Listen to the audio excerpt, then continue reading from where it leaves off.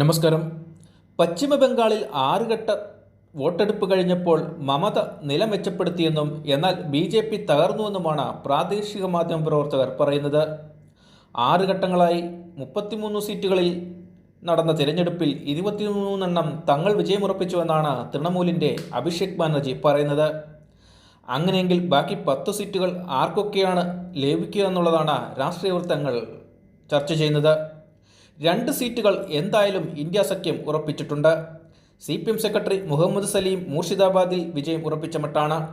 അതോടൊപ്പം തന്നെ മറ്റൊരു സീറ്റ് കോൺഗ്രസിൻ്റെയാണ്. അങ്ങനെ വന്നാൽ ബാക്കി 8 സീറ്റുകളിൽ എത്രയെണ്ണം BJPക്ക് ലഭിക്കുമെന്നാണ് കരുതുന്നത്. CPM കോൺഗ്രസ് സഖ്യം ഇത്തവണ വലിയ മുന്നേറ്റം തന്നെയാണ് ബംഗാളിൽ നടത്തിയത്. ഇന്ത്യ മുന്നണി 6 മുതൽ 8 സീറ്റുകൾ വരെ നേടുമെന്നാണ് പുറത്തുവരുന്ന റിപ്പോർട്ടുകൾ. എന്നാൽ 2 അക്കം കടക്കുമെന്നാണ് CPM സെക്രട്ടറി മുഹമ്മദ് സലീമും അതോടൊപ്പം തന്നെ കോൺഗ്രസ് നേതാവ് അധിർ രഞ്ജൻ ചൗധരിയും പറയുന്നത്. 7ാം ഘട്ടത്തിൽ നടക്കുന്ന 9 മണ്ഡലങ്ങൾ ഒരു സീറ്റ് പോലും BJPക്ക് അനുകൂലമുള്ള മണ്ഡലങ്ങളല്ല. അങ്ങനെ വന്നാൽ കഴിഞ്ഞ തവണ നേടിയ 18 സീറ്റ് എന്നുള്ളത് 8 സീറ്റിനും താഴേക്ക് പോകുവാനാണ് സാധ്യത. BJPക്ക് നഷ്ടപ്പെടുന്ന ഈ സീറ്റുകൾ ഇന്ത്യ സഖ്യത്തിലേക്ക് വന്നു ചേരുവാനും സാധ്യതയുണ്ട്. CPM വിജയപ്രതീക്ഷ വയ്ക്കുന്ന സ്ഥാനാർത്ഥികൾ CPM സംസ്ഥാന സെക്രട്ടറി മുഹമ്മദ് സലീം, യുവനേതാവ് ശ്രീജൻ ഭട്ടാചാര്യ, സുജൻ ചക്രവർത്തി, ദീപ്ഷിത ധർ എന്നിവർ തീർച്ചയായും ജയിക്കുമെന്ന് തന്നെയാണ് CPM കരുതുന്നത്. BJPക്ക് കഴിഞ്ഞ പഞ്ചായത്ത് തിരഞ്ഞെടുപ്പോടുകൂടിയാണ് ബംഗാളിൽ കഷ്ടകാലം തുടങ്ങിയത്. ആ തിരഞ്ഞെടുപ്പിൽ 10% വോട്ടുകളാണ് BJPക്ക് നഷ്ടമായത്. ആ വോട്ടുകൾ ലഭിച്ചത് ഇടതുപക്ഷത്തിനും. മമതയ്ക്ക് കിട്ടിക്കൊണ്ടിരുന്ന ഒരു കൂട്ടം ന്യൂനപക്ഷ വോട്ടുകൾ ഇക്കുറി CPMലേക്ക് വരുമെന്നും അതോടൊപ്പം BJPയിലേക്ക് ഒഴുകിപ്പോയ ഇടതുപക്ഷ വോട്ടുകൾ തിരികെ എത്തുമെന്നും ഇടതുപക്ഷ നേതാക്കൾ വിലയിരുത്തുന്നു.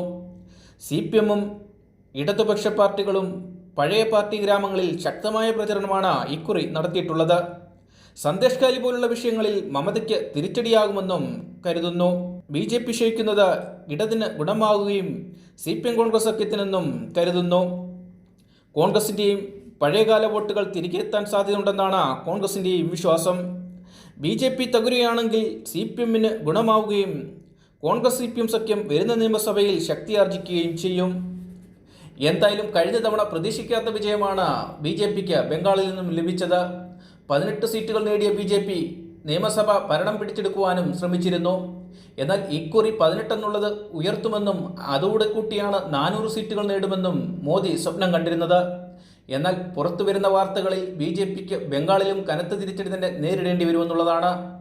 എന്തായാലും മമതയ്ക്ക് അധികം സീറ്റുകൾ നഷ്ടപ്പെടാൻ സാധ്യതയില്ലെങ്കിലും BJPയിൽ നിന്ന് നഷ്ടപ്പെടുന്ന സീറ്റുകൾ CPM കോൺഗ്രസ് സഖ്യത്തിലേക്ക് വന്നു ചേരുവാനാണ് സാധ്യത.